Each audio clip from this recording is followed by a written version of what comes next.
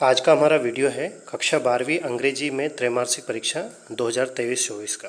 ठीक है, पहला क्वेश्चन दिया गया है, read the pages carefully and answer the questions given below. Paragraph को पढ़कर प्रश्न का उत्तर देना है। तो ये जो पैराग्राफ दिया गया है, ये पैराग्राफ दिया गया है ई आई नीनो, इसके ऊपर दिया गया है। ई आई नीनो क्या है? ई आई नीनो जो है ये एक एटमॉस्फेरिक इवेंट है। जैसे मानसून होता है तो मानसून से पूर्व एक और इवेंट होता है जिसको हम बोलते हैं ई आई नीनो। ठीक है ना। अब इससे रिलेटेड पैराग्राफ में लिखा हुआ है, क्वेश्चन हम देखते हैं और क्वेश्चन के आंसर आपको चेक करना है। मेटेरोलॉजिस्ट इसका अर्थ होता है जो अंतरिक्ष या फिर एटमॉस्फेयर से पूर्व, एटमॉस्फेयर के से रिलेटेड जो जानकारी देते हैं, है ना, जैसे विशेषज्ञ होते हैं इस चीज़ के, उनको बोलते हैं। तो क्वेश्चन है यहाँ पर, took time to understand E I Nino because. E I Nino को समझने में इन्होंने समय लिया। क्यों लिया? इसका बी वाला ऑप्शन सही रहेगा, they suffered from lack of knowledge. तो ऑप्शन नंबर बी पहले क्वेश्चन का आंसर सही रहेगा। दूसरा है ई आई Nino in a layman language. अब लेमन का अर्थ होता है एक व्यक्ति जो कि साधारण व्यक्ति है, मतलब पढ़ा लिखा व्यक्ति नहीं है, उसको लेमन बोलते हैं। तो साधारण व्यक्ति की भाषा में ई आई नीनो को क्या कहा जाता है? तो साउथर्न असलेशन। ठीक है ना, ऑप्शन नंबर ए इसका सही रहेगा। तीसरा है, what are the two types of landscape that are affected by E I Nino. तो इसमें इसका सही आंसर जो होगा लैंड एंड सी। अब लैंड एंड सी वाला इसमें कोई भी मतलब एक में लैंड है, फिर दूसरे में ओशियन है, फिर अगले में एरिया, कोस्टल एरिया और सी है। तो ऑप्शन नंबर डी इसका सही रहेगा।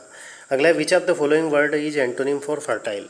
फर्टाइल का एंटोनिम क्या है? तो फर्टाइल का अर्थ होता है उपजाऊ और एंटोनिम का अर्थ होता है विलोम शब्द। तो बैरन का अर्थ होता है पतझड़ भूमि। तो ऑप्शन नंबर बी इसका सही रहेगा। एंटोनिम मतलब विलोम शब्द। अगला है, what according to author a positive effect of E I Nino. लेखक के अनुसार ई आई नीनो का एक पॉजिटिव प्रभाव क्या है? तो इसका आंसर होगा, it results in vegetation are barren lands, है ना। वेजिटेशन और बैरन लैंड्स पर इसका परिणाम निकलता है। चौथा क्वेश्चन है, how can we say that E I Nino proves to be boon for South African coast.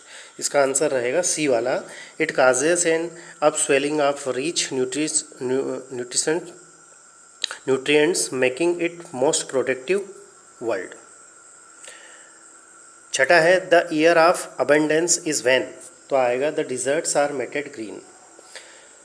आठवां है, द फ्रेज डैमिंग इफेक्ट। इस फ्रेज का अर्थ क्या है? तो इसका अर्थ होता है negative effect. Option number C इसका सही रहेगा। People today pray to God to keep. आज लोग ईश्वर से प्रार्थना करते हैं कि रहे, वर्षा रहे और सूखा भाग जाए। तो ऑप्शन नंबर सी इसका सही रहेगा।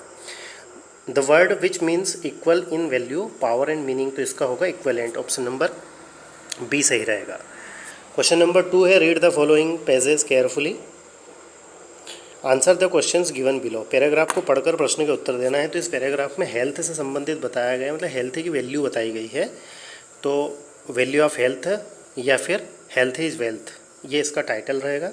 बाकी नोट मेकिंग कैसे करना है, टाइटल कैसे ढूंढना है, इसके लिए हमारे इस चैनल के माध्यम से हमने प्लेलिस्ट बना रखी है, how to make notes and prepare और फाइंड आउट टाइटल। तो प्लेलिस्ट ज़रूर देखिएगा। सेक्शन बी जो है राइटिंग स्किल होती है, जिसमें पहला दिया गया था to let your flat. To let का अर्थ होता है किराए पर देना। तो इसके लिए एक एडवर्टाइजमेंट पब्लिश करना था। ये भी आपको राइटिंग स्किल के नाम से जो प्लेलिस्ट है उसमें मिल जाएगा। फिर इसके अथवा में था ब्लड डोनेशन कैंप के ऊपर आपको एक पोस्टर बनाना था, ये भी हम करवा चुके हैं। प्लेलिस्ट ज़रूर चेक कीजिएगा। अगला है, चेंजिंग सब्जेक्ट के लिए आपको एक एप्लीकेशन लिखनी थी, बायोलॉजी टू ह्यूमैनिटीज़। ह्यूमैनिटीज़ मतलब कला संकाय, आर्ट्स ग्रुप। बायोलॉजी के स्थान पर आप क्या लेना चाहते हैं? आप ह्यूमैनिटीज़ लेना चाहते हैं। इसी के अथवा में दिया गया था। तो एडवाइस के लिए आपको लेटर लिखना था, है ना, आपके फ्रेंड, है ना, फ्रेंड्स ब्रदर, ना, भाई के मित्र के भाई को। अथवा में एनएसएस कैंप के लिए आपको कंपोजिशन करना था, वर्बल इनपुट वाला। तो ये भी हम करवा चुके हैं। राइटिंग स्किल के नाम से प्लेलिस्ट है, उसको प्लीज़ चेक ज़रूर कीजिएगा। फिर है right A short paragraph in about 120 words about the impact of social media in students education, है ना। तो सोशल मीडिया का स्टूडेंट्स छात्र छात्राओं पर क्या प्रभाव पड़ता है, इसके ऊपर आपको पैराग्राफ राइटिंग करनी थी 120 शब्दों में। सोशल मीडिया जैसे मोबाइल हो गया, इंटरनेट हो गया, है ना। अब सेक्शन सी की बात करें ग्रामेटिकल पोर्शन की, तो पहला है वी रिक्त स्थान टू रेस्पेक्ट आवर एल्डर्स। अब यहाँ पर ऑट टू मॉरल ऑब्लिगेशन के लिए यूज़ होता है, मतलब हमें हमारे बड़ों का सम्मान करना चाहिए, तो ओट और टू, तो टू ऑलरेडी दिया गया है, तो इस टू को भी देखकर हम ओट यहाँ पर लगा देंगे। अगला है there were trees on side of the side, तो इधर आइदर आएगा। जब दो तरफ की बात होती है तो उसमें हम आइदर का यूज़ करते हैं। तीसरा है ही हैज़ रिक्त स्थान हिज बैग, है ना। तो हैज़ यहाँ पर आया है, तो हैज़ मतलब यहाँ पर ये प्रेजेंट परफेक्ट है, और प्रेजेंट परफेक्ट में क्रिया का तीसरा रूप लगता है, तो फॉरगॉटन इसका सही आंसर रहेगा। कैन आई रिक्त स्थान सूप प्लीज़, तो सम, मेनी और एनी। तो क्वेश्चन को यदि हम देखें तो ये एक पोलाइट रिक्वेस्ट लग रही है, प्लीज़ लगा हुआ है लास्ट में, तो प्लीज़ इस बात को यहाँ पर इंडिकेट कर रहा है कि सेंटेंस जो है एक रिक्वेस्ट है, तो रिक्वेस्ट में हम सम का यूज़ करते हैं। His uncle died of cancer, किसी बीमारी से जब मरने की बात होती है, जैसे मलेरिया हो गया, कैंसर हो गया, तो हम ऑफ का यूज़ करते हैं। नेक्स्ट क्वेश्चन की ओर चलें तो no sooner did he start his work रिक्त स्थान the guest arrived. No sooner के साथ में THN देन का यूज़ होता है, तो यहाँ पर देन आएगा। डू एज डायरेक्टेड की बात करें तो there is a will, there is a way, जहाँ चाहा है वहाँ रहा है, तो ये कहावत है, प्रोवर्ब है, इसको पूरा करने के लिए हमें वेयर का यूज़ करना है। तो वेयर कहाँ आएगा, तो where there is a will, जहाँ चाहा है वहाँ रहा है। विल का अर्थ होता है चाह, ठीक है ना, तो वेयर इसमें शुरुआत में लगा देंगे। अगला है unless you have money you can't by this book, यदि तुम्हारे पास पैसे नहीं है तो तुम इस पुस्तक को नहीं खरीद सकते। सेंटेंस में जहाँ अनलेस है वहाँ इफ़ लगा देंगे, और यू के बाद में डू नॉट का प्रयोग होगा। बाकी सेंटेंस पूरा ऐसा कैसे रहेगा। मतलब ग्रामेटिकल पोर्शन की यदि हम बात करें तो आप ग्रामर फॉर ऑल के नाम से एक प्लेलिस्ट हमने बना रखी है। उस प्लेलिस्ट में यदि आप देखेंगे तो कक्षा 9वीं से लगाकर 12वीं तक की पूरी ग्रामर हमने कंप्लीट की हुई है, उसको ज़रूर देखिएगा, है ना। सेंटेंस जब हम अनलेस हटाते हैं और इफ़ लगाते हैं तो इफ़ के साथ साथ डू नॉट, डिड नॉट या डज नॉट का भी यूज़ होता है सेंटेंस के मीनिंग के अनुसार। अगला है it is true that he won the match, identify the underline clause. It is true that, ये एक नाउन क्लॉज है ना। क्लॉज के लिए भी हमने वीडियोस तैयार किए हुए हैं, उनको भी प्लीज़ देखिएगा। Mumbai is larger than Agra, rewrite the sentence using positive degree. Positive degree में एज और एज का प्रयोग होता है, तो इसका अर्थ हो रहा है Mumbai is larger than Agra, मतलब मुंबई आगरा से लार्ज है, बड़ी है। तो हम इसको यूँ भी कह सकते हैं कि आगरा मुंबई जितना बड़ा नहीं है। इसका आंसर हो जाएगा Agra is not as large as Mumbai. He does not like tea, he does not like coffee, इसमें नाइदर नॉर का प्रयोग करना है। तो नाइदर नॉर का अर्थ होता है ना तो ये और ना ही ये।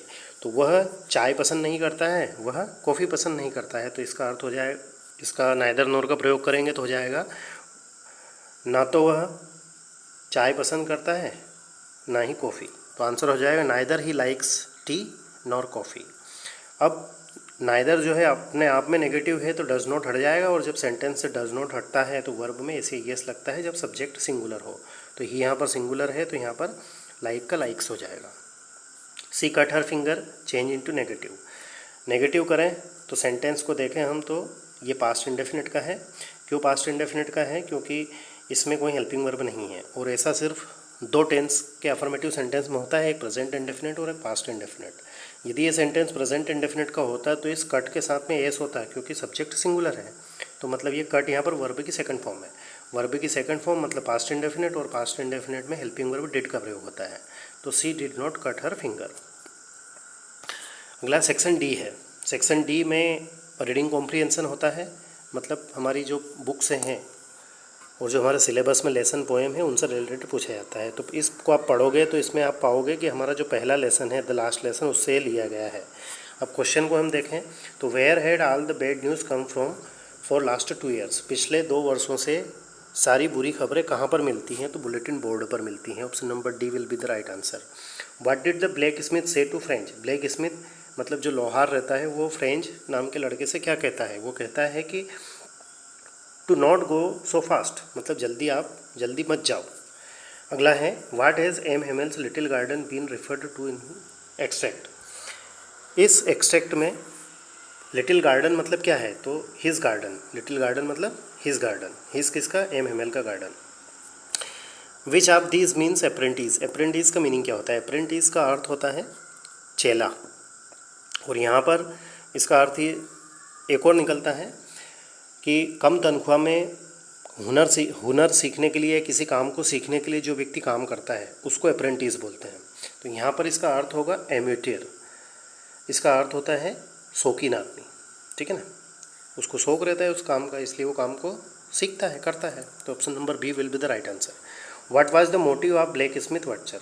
अब ब्लैक स्मिथ लिटिल फ्रेंच जो जल्दी जल्दी स्कूल जा रहा है, स्कूल के लिए लेट हो गया है, तो उसको वो कहता है कि डोंट गो सो फास्ट बब, मतलब लड़के जल्दी मत जाओ। तो इसके पीछे उसका मोटिव क्या रहता है, तो इसका मोटिव रहता है to make him realise the importance of mother language, mother tongue. मतलब बुलेटिन बोर्ड पर एक बर्लिन से आदेश आया हुआ दिख रहा है कि अब फ्रेंच लैंग्वेज नहीं पढ़ाई जाएगी एल्सेस और लॉरेन के स्कूलों में, तो उस फ्रेंच लैंग्वेज के इंपॉर्टेंस को समझाने का वो प्रयास कर रहा है। Read the following extract and answer the questions follow. Poem की लाइनें दी गई हैं, इसको पढ़कर प्रश्न के उत्तर देना है। तो माई मदर एट 66 जो पोएम है उससे इसको लिया गया है। अब हम क्वेश्चन देखते हैं। Why did the poet look at her mother again. कवित्री अपनी माँ की ओर फिर से क्यों देखती है, तो वो देखती है उसे गुड बाय करने के लिए। ऑप्शन नंबर सी सही रहेगा। Which of these has the poet compare mother's face to. अपनी माँ के चेहरे की वो किससे तुलना करती है, तो लेट विंटर्स मून से करती है। From which poem has the above text been taken, तो my mother at 66। Option number C सही रहेगा। बी वाला है, यह विस्टास जो हमारी बुक है उससे लिया गया है, journey end of the earth उससे लिया गया है। तो चलिए, from which lesson has the above text been taken, मतलब ऊपर दी गई लाइनें कहाँ से ली गई हैं, तो journey to the end of the earth से लिया गया है। ऑप्शन नंबर डी सही रहेगा। In the above text the word isolation means, isolation शब्द का अर्थ क्या है, तो इसका अर्थ होता है सेपरेशन। अगला है what were the writers feeling on the reaching the continent. Writer जब कॉन्टिनेंट पर पहुंचता है तो उसकी फीलिंग क्या रहती है, तो ऑफ रिलीफ एंड अमेजमेंट, है ना। Where was the narrator travelling to, narrator कहाँ जाता है, तो अंटार्कटिका जाता है। बाकी ये क्वेश्चन आंसर थे। तो अच्छे से आप यदि स्टोरी को पढ़ोगे, क्लास में समझोगे और क्वेश्चन का आंसर कैसे देना है, ये थोड़ा सा आप टेक्टिक सीखोगे तो क्वेश्चन के आंसर आप इजीली याद कर सकते हैं, उनको लिख भी सकते हैं। आपका पेपर कैसा रहा कमेंट्स करके ज़रूर बताएं। किसी प्रकार का कोई डाउट या कोई क्यूरी रहे तो भी कमेंट्स करके ज़रूर बताएं। Thank you very much for watching and please share with your friends, relative and classmates. Thank you once again.